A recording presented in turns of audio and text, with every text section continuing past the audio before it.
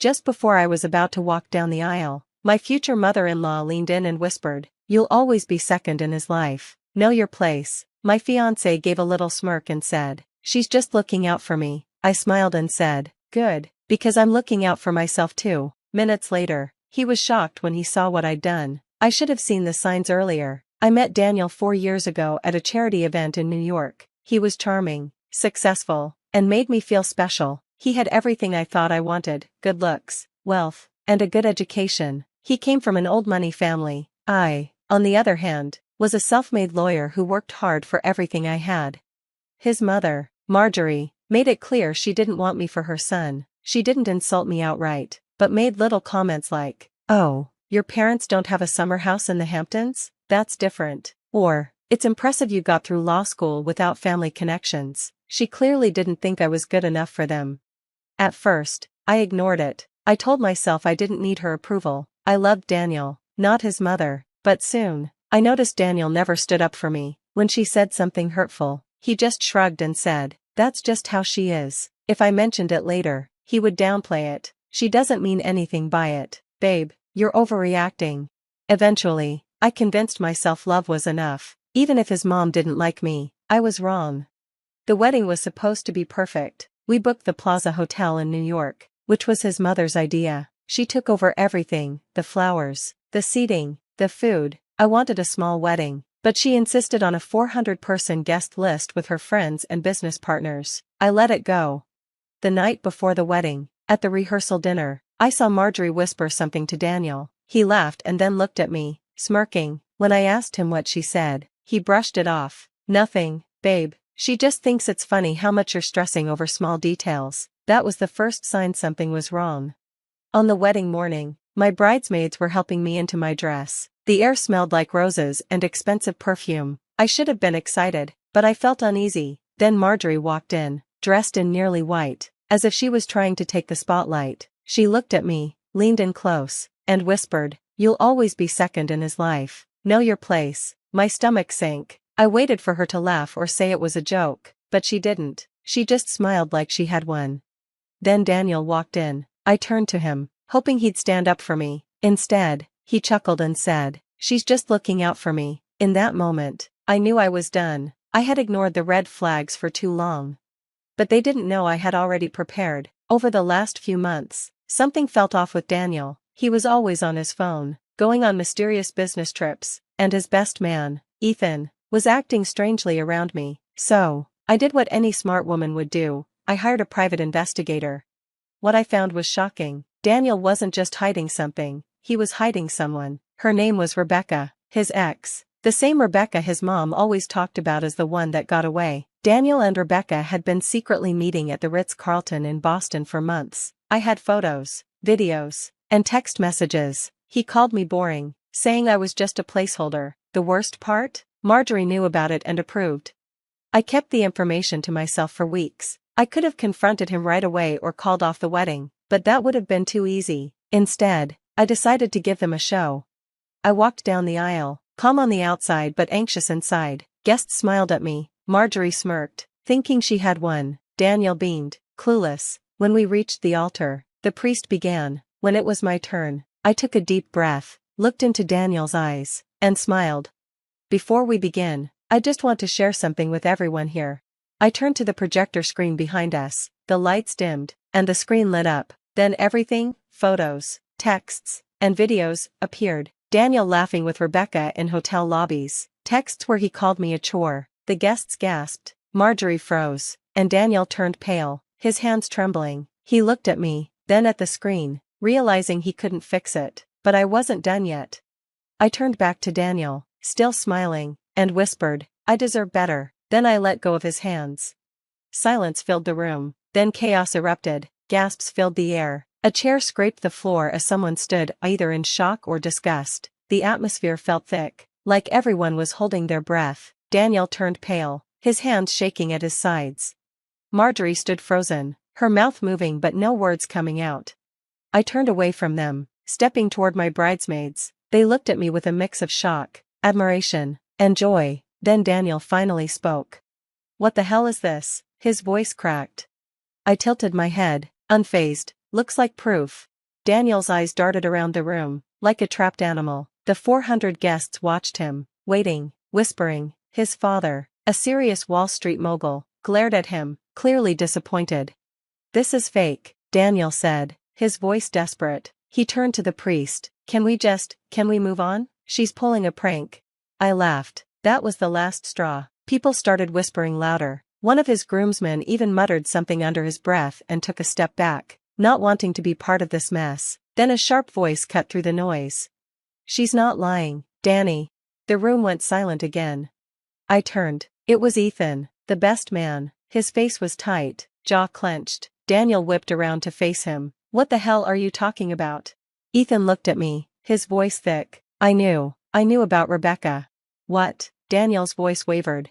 Ethan didn't look at Daniel, his eyes were still on me. "I wanted to tell you, I tried, but I thought you already knew." My chest tightened. I had expected many things today: shock, anger, maybe a loud outburst, but this was new. "What do you mean?" I asked, keeping my voice steady. Ethan took a deep breath, shaking his head. "Rebecca, she wasn't the only one." My stomach dropped. I'd prepared for one betrayal, one affair, but this was beyond what I was ready for. "Explain," I said, my voice sharp. Daniel shook his head, his voice frantic. "Don't listen to him, he's just trying to ruin everything." Ethan snapped back at him. "Shut the hell up, Danny." The room was dead silent again. Daniel looked stunned. No one had ever spoken to him like that. Ethan turned back to me. "It's not just Rebecca." He paused, then added, "There were others, and some of them weren't just flings." Everything around me tilted. I grabbed the back of a chair to steady myself. "How many?" I forced the question out. Ethan's eyes met mine, guilt clear on his face. "At least 3 that I know of." The crowd exploded. 3, not just 1, 3. Daniel lunged at Ethan, his face red with anger. "You're lying, you're making things up." Ethan didn't move, he just stared back at him, disgust on his face. "Dude, stop, you got caught, just own it." Marjorie snapped out of her shock and stormed toward me, her heels clicking on the marble floor. She clenched her fists and shouted, "Enough, you think you're so smart, don't you? You think humiliating my son in front of all these people makes you the better person?" I raised an eyebrow and said, "Oh, honey, I don't think I know her." Marjorie's face twisted in anger. "You'll regret this," she warned. Then she raised her hand as if to slap me. The crowd gasped, but before she could touch me, Ethan stepped in. His face was cold and serious. He grabbed her wrist and held it firmly. "Don't even think about it," he said, his voice low and threatening. Marjorie froze, clearly surprised someone was standing up to her. Ethan leaned closer, speaking only to her. "Your son ruined his own life, not her." Marjorie's face twisted with rage. "You were supposed to be his best man. How dare you betray him?" Ethan's jaw tightened. "I'm tired of protecting a man who doesn't deserve it." For the first time, Daniel looked afraid. Guests started shifting in their seats, whispering, and some pulled out their phones, probably recording everything. I overheard bits of conversation. "This is crazy. Can you believe his own best man turned on him?" The tension in the room was unbearable. Then Daniel did something I didn't expect. He turned to me, pale and shaking, and dropped to his knees. The murmurs and gasps spread through the crowd. I felt all eyes on me, waiting for my reaction. Inside, I was calm, but everything was burning.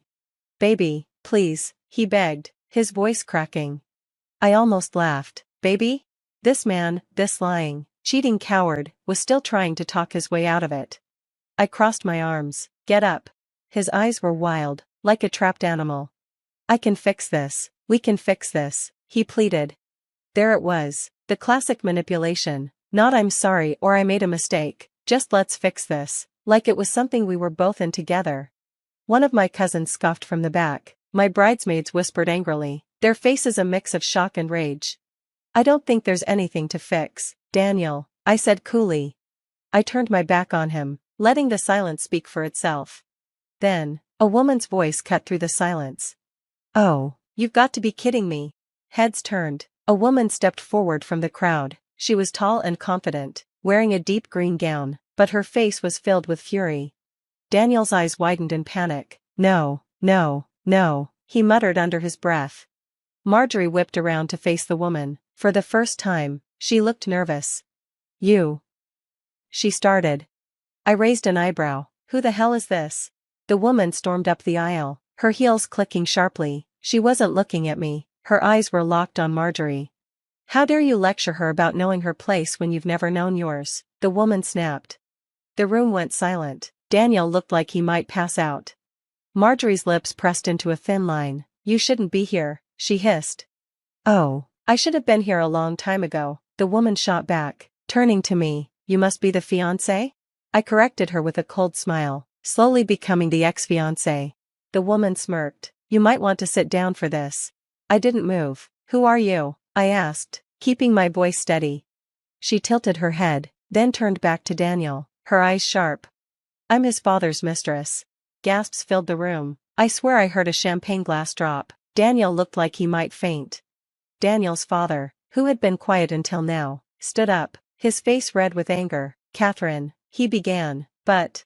Catherine raised her hand to stop him. No, don't you Catherine me, she sneered, not after you dragged me into this mess. I glanced at Daniel, he looked like he wanted to disappear. Marjorie, Catherine continued, shaking with rage, you have no right to be here. She's fat. Marjorie spat. No right? Catherine laughed harshly. Sweetheart, I have more right than anyone. You think you're the only one who gets to play puppet master? You've been cheating on your husband for years, and now you want to act like some perfect society queen? Wait, what? I blinked, trying to process. The room went dead silent. Daniel turned slowly to his mother. Mom? His voice was uncertain. Marjorie's mouth pressed into a tight line. But Catherine wasn't done. Oh, poor Daniel, she mocked. Your mommy never told you she's been having an affair for years? And guess what? Your father knew. The room erupted. Daniel's father locked eyes with Marjorie, his face cold. Is it true? He asked, his voice dangerously quiet. Marjorie opened her mouth, but no words came out. Then she snapped. Are you really going to take the word of your expletive? The crowd gasped. Catherine smirked. Expletive, she repeated, her voice sharp. Big talk for someone who's been sleeping with the same tennis instructor for 6 years. Marjorie lost it and lunged at Catherine, but Daniel's father grabbed her wrist and stopped her. Enough, he said firmly. Marjorie stood there, staring at Daniel like her whole world had fallen apart. Mom, is this true? Daniel whispered, his voice breaking. Marjorie's nostrils flared. She looked around, from me to the guests, to the people watching the chaos unfold. I knew that look. It was the look of someone who had lost control. It doesn't matter, she snapped. This is between me and your father. But Daniel shook his head, disbelief washing over him. You made my entire life about being better than Dad, he whispered. You told me he was a disappointment, that he was the reason we had to be careful about our name. He let out a bitter laugh. But all this time, you were just like him. The room was thick with tension. I could see it in Daniel's face. Everything he believed was falling apart. I should have felt sorry for him. But I didn't. Because in that moment, I realized why he was the way he was. Marjorie had raised him to be cold, calculating, entitled, but now, she had been exposed just like him, and Daniel, for the first time in his life, looked truly alone. And me? I wasn't done yet. I took a slow step forward, locking eyes with him. You and your mother always looked down on me, I said, my voice calm, steady, and final. I let the silence stretch, letting my words sink in. But now, you're the ones covered in dirt. Just as I said that, the doors flew open with a loud bang. A new voice echoed through the ballroom. Sorry I'm late, did I miss anything? I turned, and there she was. Rebecca. The door slammed open, and everyone looked toward the entrance. Rebecca walked in, tall, blonde, wearing a red dress that was way too revealing for a wedding. She held a small purse in one hand and looked calm, way too calm. I couldn't help but smile. Perfect timing, I said loudly, so Daniel could hear. Daniel? I called out. He looked like he'd been hit in the stomach. What the hell are you doing here? He asked, his voice full of panic. Rebecca stepped forward, totally unfazed. Relax, sweetheart, you invited me. The whole room gasped. His fists clenched. I didn't. Rebecca pulled out her phone. No? Then who sent me this? She asked, showing everyone the screen. It was a message from Daniel, sent 2 nights ago. I can't stop thinking about you. I wish this wedding wasn't happening. You were always the one. The room went silent, then exploded with whispers. Is he serious? His fiancée is right there. I turned back to Daniel, raising an eyebrow. Interesting, you told me you hadn't talked to her in months. His face went pale. Rebecca smirked. Oh, honey, he's been talking to me for years. Daniel staggered back. That's not, he tripped over his words. Rebecca folded her arms. You're really going to deny it? Then she turned to me, calm and unaffected by the chaos. I wasn't going to come, she said. I thought I owed you that much, but then, she waved her phone. He begged me to meet him last night, so I decided to come and see the show. Another gasp from the crowd. Daniel spun to face me. She's lying. Rebecca laughed. Am I, babe? She checked her phone again. Daniel pulled his phone from his pocket, fumbling with it. His eyes widened as he read it. I knew what he saw, dozens of texts he had sent her just hours before the wedding, begging her to meet him secretly. Marjorie snapped. You idiot, she hissed. Do you have any idea what you've done? Her voice was sharp and full of rage. Daniel looked at her, stunned. Mom? You've humiliated this family, Marjorie continued, her voice low and threatening. You had one job, just one. Daniel blinked, looking like a little boy caught doing something wrong. You think this is about you? Marjorie snapped. Do you know how hard I worked to make this wedding happen? And now look at what you've done. Daniel flinched. I didn't, he began. Stop lying, Daniel. For the first time, Marjorie looked at him with nothing but disgust. You're pathetic. She's fat, Daniel muttered. The crowd exploded again. Daniel's father stayed silent, his jaw clenched. Ethan stood beside him, arms crossed. Daniel looked lost, like he finally realized there was no way out. Then he turned back to me. Please, his voice cracked. I messed up, but we can fix this. I stared at him for a long moment, then grabbed my bouquet and threw it in his face. Gasps filled the room, some even laughed. The bouquet hit his chest and fell to the floor. Daniel just stood there, shocked. I straightened my dress, turned to the guests, and smiled. Thank you all for coming, I said sweetly. The wedding is off, but please, enjoy the food, it's already paid for. Then I turned and walked away. And let me tell you, it was the best walk of my life. So, what happened next? Daniel? He was completely disgraced. His law firm quietly let him go because scandals don't mix with business. Word spread fast in New York. No one wants to hire a lawyer with that kind of reputation. Marjorie? She was furious but too embarrassed to show her face at social events. Being exposed for her own affair made her a social outcast. Rebecca? She went back to her ex-boyfriend. She never wanted Daniel long-term. She just liked knowing she could have him whenever she wanted. Ethan? It turned out he had feelings for me all along. No pressure, just seeing where things go. And me? I went to Paris on my honeymoon alone, using Daniel's black card. I had no regrets. As I sipped champagne, looking out at the Seine at sunset, I realized something. I had spent years trying to prove myself to that family, but in the end, they weren't worth my time.